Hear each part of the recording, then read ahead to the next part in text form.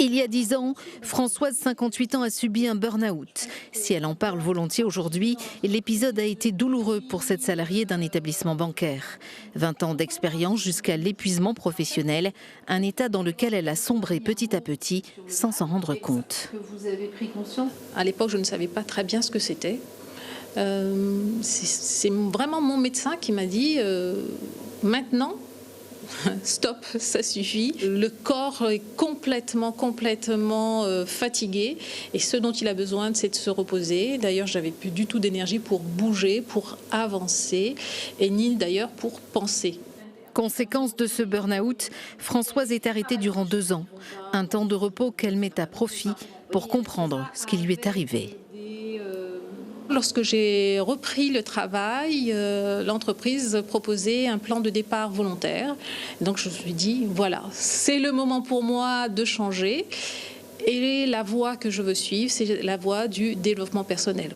Le cas de Françoise est loin d'être isolé. Ici, à la médecine du travail, on détecte chaque semaine des salariés en souffrance. Difficile de donner des chiffres car le burn-out n'est pas inscrit dans le tableau des maladies professionnelles, même si l'OMS vient de reconnaître que c'est un phénomène directement lié au travail. Souvent, ça s'associe à une réorganisation du travail. Alors, ça peut être dans le cadre de... il y a eu des changements dans l'entreprise, avec des départs. Et donc, le travail qui était effectué par plusieurs personnes n'est effectué plus que par une seule. Moi, je pense que ça pourrait être bien reconnu en maladie professionnelle. Après, ça permettrait aussi à l'employeur de prendre peut-être plus conscience des conséquences des problèmes de réorganisation sur le risque, sur la santé des salariés. Françoise aussi espère qu'un jour le burn-out sera reconnu maladie professionnelle. Aujourd'hui, elle met un point d'honneur à aider les salariés en souffrance.